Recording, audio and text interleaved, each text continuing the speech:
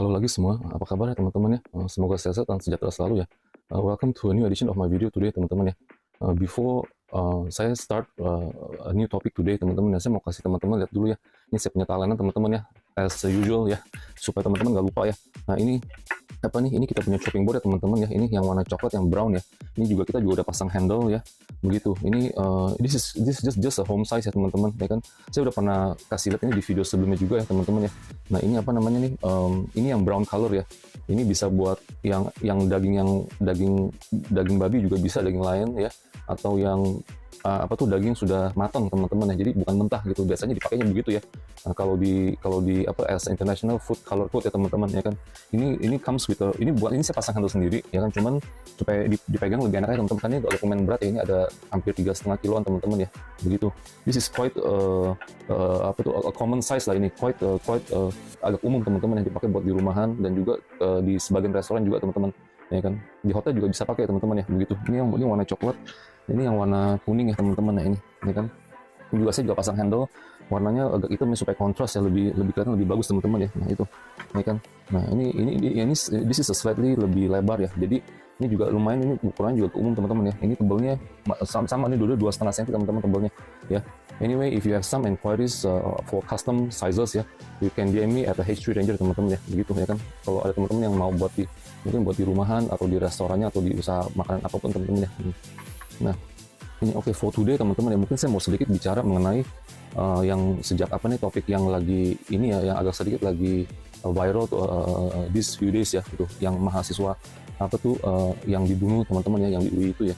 Sebenarnya ini saya ngeliat yang sebelum kasus ini, yang UI ini ya kan, ada satu lagi kasus ya sebelum itu yang dimutilasi teman-teman ya, mutilasi yang uh, yang orangnya itu bertiga ya melakukannya ya, terus yang dua itu jadi mungkin dia yang satu ini accidentally mungkin dia terbunuh ya teman-teman ya, waktu melakukan tuh mereka kata bertiga ya, reportedly katanya doing di BDSM teman-teman ya, begitu, sehingga yang si student itu juga meninggal ya, akhirnya teman-teman meninggal. Udah gitu bukan hanya itu, dipotong-potong lagi, dimutilasi, terus ditaruh di tempat-tempat kayak di pinggir sungai atau bagaimana beritanya. Saya juga sedikit kaget ya, saya belum lupa ya, waktu beberapa hari yang kurang lebih belum begitu lama inilah ya kan. Nah begitu. Nah sekarang ini lagi. Oke, mengenai BDSM case ya, yang si student itu, saya rasa itu dia kesalahan dia sendiri teman-teman ya. Karena kenapa? Dia katanya sih dia join ya those kinds of community ya, BDSM community teman-teman ya, dimana tuh ya begitulah ya kan. Terus engage ini strangers ya, yang kata tukang bakso lah atau tukang jualan toko atau bagaimana ya. Jadi they engage gitu ya. Jadi accidents do happen ya. Makanya kalau kita perbuatannya menyimpang ya atau tidak benar ya teman-teman ya, atau ya begitulah iseng atau kurang bermoral teman-teman ya, jadi akibatnya begitulah ya kan, nyawa bisa diambil ya kan. Gitu. Ini Tuhan juga mungkin yang di atas juga tidak buta teman-teman ya, ngelihat mereka, perbuatan mereka tuh begitu ya kan, sehingga tuh ya mungkin juga udah nasib juga ya, sehingga tuh saya cuma dengar itu katanya bapaknya itu, yang anaknya itu yang dimutilasi itu ya, dia juga anaknya yang satunya juga katanya juga meninggal through accident juga. Jadi sehingga tuh anaknya dua-duanya laki atau gimana, dia kehilangan anaknya dua laki-laki ya, belum lama ini juga anak yang pertamanya atau bagaimana saya dengar ya. Saya juga agak kaget. Jadi nasibnya itu bapak itu yang punya anak ini yang dimutilasi ini through BDSM ya. Jadi ya mungkin nasibnya kurang begitu baik teman-teman, harus kehilangan dua anaknya ya, begitu teman-teman ya kan. Nah oke, itu mungkin ya saya nggak mau komen any further ya tentang mereka ya, itu juga kesalahan mereka sendiri teman-teman ya, dari segi kegiatan dan perbuatan teman-teman gitu. Terus yang ini ya, yang UI ini, saya juga sebenarnya saya nggak mau komen apa-apa teman-teman, cuma saya pasti ngelihat kok beritanya kok begini ya, terus agak sedikit aneh gitu teman-teman ya kan. Terus pas saya ngelihat fotonya atau video korbannya itu ya, yang saya ngelihat itu orangnya itu kok kelihatan agak quite nerdy dan quite soft juga ya kelihatannya ya kan. Tapi saya sih belum pernah, mungkin kedengaran suaranya kayak belum pernah dengar ya. Cuman dia kelihatan dari appearance-nya begitu ya kan. Nah terus yang si pelakunya itu juga katanya sering ke kosannya dia ya, begitu. Jadi saya sih ngeliatnya teman-teman ya, kayaknya ini friendship-nya ini ya, pertemanan mereka berdua ini kayaknya agak aneh gitu teman-teman ya kan. Anehnya itu kenapa ya, kayaknya itu cuman bertepuk sebelah tangan ya teman-teman ya, sorry to say ya, begitu ya kan. Karena saya ngelihat kok kenapa dia sering ke kosannya dia gitu ya kan. Nah, katanya sering ke sana gitu ya kan. Nah terus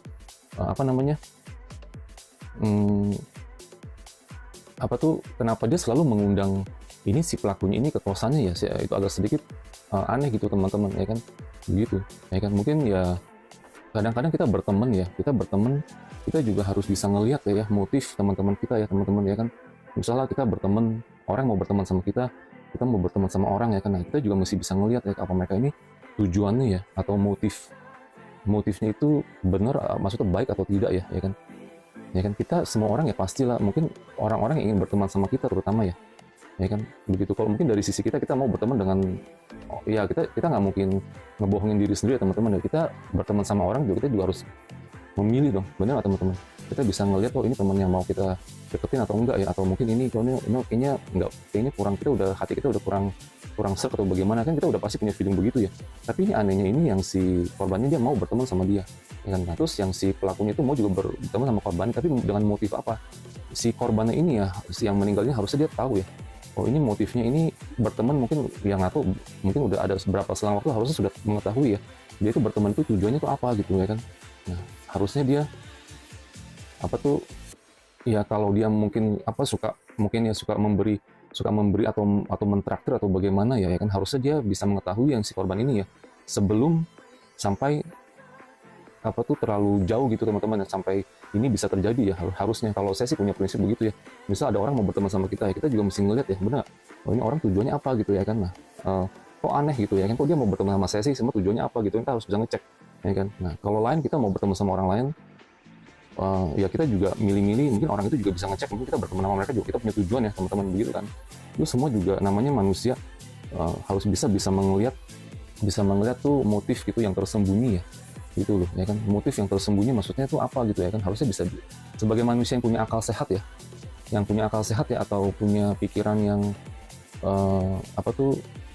pikiran yang bijaksana ya, harus bisa melihat dan menyadari gitu teman-teman. Kalau saya sih begitu ya. Saya juga dulu ya, adalah teman mau berteman, tapi kita udah tahu tujuan mereka kan kurang baik, ya udah gitu loh. Seberapa kaya, seberapa seberapa populer atau seberapa keren mereka juga, saya nggak peduli, karena tujuan mereka dan kelakuan mereka juga tidak baik ya kan. Nah, ini harus dicek sebenarnya si korban ini. Kalau dia sudah mengetahui dia suka main kripto ya, utang sini sana, udah gitu pinjol ya. Nah, terus bayar sewaan juga nggak dibayar, nunggak apa. Harusnya dia udah mengetahui dong, ya kan? Dan dia harus, kalau saya jadi si korban misalnya, udah harus menjauhi gitu. Jangan berteman lagi sama orang begitu. Walaupun dia kelihatannya sih, ya memang kelihatannya si pelaku ini kelihatannya baik ya, dari appearance-nya ya, begitu, ya kan? Itu nggak kelihatan, bukan gangster looking atau bagaimana ya kan? Begitu. Jadi harusnya si korban ini ya, harusnya dia lebih peka ya, lebih mengetahui. Jadi kita semua harus bisa belajar juga teman-teman yang begitu.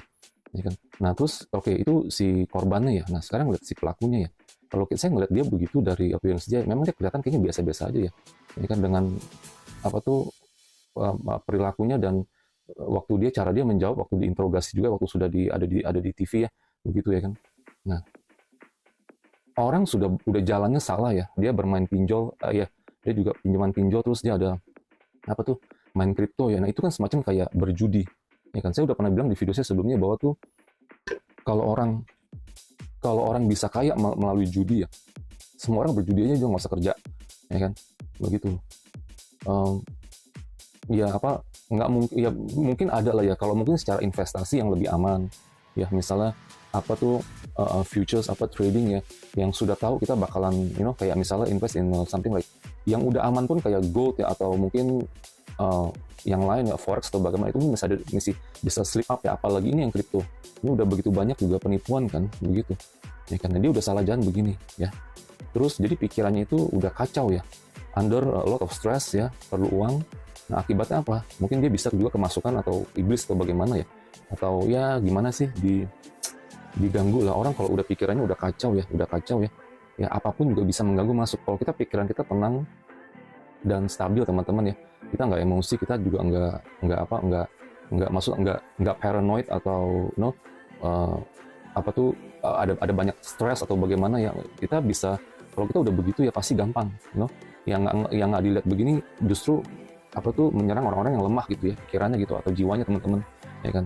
Jadi mungkin ini anak ini yang saya sih ngeliat dia kayaknya tampangnya sih bukan tampang yang orang yang ini ya, yang bisa berbuat sampai setega itu terhadap teman sendiri ya.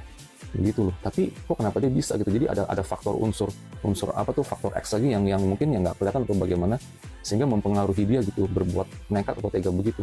Tapi yang saya ngelihat ya, kalau dia memang manusia ini, yang si pelaku ini ya, dia punya hati ya, atau punya rasa sayang ya, atau punya rasa sayang terhadap teman, nggak tahu teman dekat atau bukan ya, atau nggak usah teman dekat ya, teman sendiri ya, harusnya dia nggak berbuat begitu ya kan.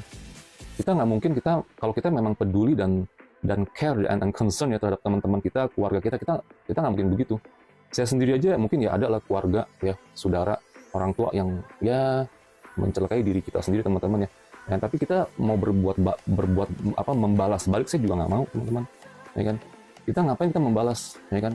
Misal orang tua kita ya misalnya minta pesugihan atau bagaimana, sehingga kita efek dampaknya kita juga kena ya. Terus apa nih, saudara kita juga ya, kita lagi di bawah, mereka juga nendang kita ya. Nah, pas kita lagi di atas, mereka baik-baikin kita. Itu juga buat apa kita membalas orang kayak gitu? Biar apa tuh? Biar yang di atas yang membalas lebih setimpal, teman-teman, daripada kita membalas mereka. Jadi kalau itu, menurut itu sih pendapat saya. Jadi saya ngeliat orang ini, yang si pelaku ini ya, kok dia bisa tega. Jadi dari awal kalau saya ngeliat ini, pertemanan ini cuma bertepuk sebelah tangan gitu. Kalau saya lihat ya, kalau memang dia sayang atau peduli sama temannya sendiri ya, dia nggak mungkin berbuat begitu ya kan, sampai tega begitu ya kan. Nah, tapi yang temannya itu kelihatannya, yang si korban ini, tentu dia mau berteman sama dia ya, udah sering mungkin diundang ke kosan atau bagaimana, teman-teman ya kan, katanya sih dari beritanya dia sering datang ke kosan gitu, teman-teman ya kan, begitu. Nah, jadi ini yang bisa kalau saya ngeliat memang di hati yang si pelaku ini, dia memang tidak ada hati, tidak mempunyai hati sebagai teman ya dari awal ya kan, terhadap si korban ya kan. Dia nggak mungkin, kalau dia memang punya hati, pasti dia minta, atau dia mungkin kasih tahu atau bagaimana ya kan. Oh, saya pinjam duit dong atau bagaimana mungkin kali, atau mungkin dia udah bicara tapi dia mana ada uangnya, sebagai mahasiswa begitu ya. Dia juga ini, orang tuanya juga dari mana tuh, dari kampung juga mungkin ya, yang nggak tahu lah ya kehidupan apa, maksud keuangan mereka ya gitu. Tapi membunuh ya, terus hanya demi apa, demi HP sama apa, laptop ya, sama uang, atau ada apa nggak, kayaknya nggak begitu ada uang kali, saya rasa cuman kayak barang-barang begitu. Buat apa ya kan gitu. Kalau mau membunuh orang ya, mungkin sekalian dapetin misalnya berapa ratus juta atau berapa M gitu ya. Nah, itu masih worth it. Karena kenapa? Ya, selama kamu udah berbuat begitu, ya pintu neraka juga udah menunggu kamu sebenarnya ya kan.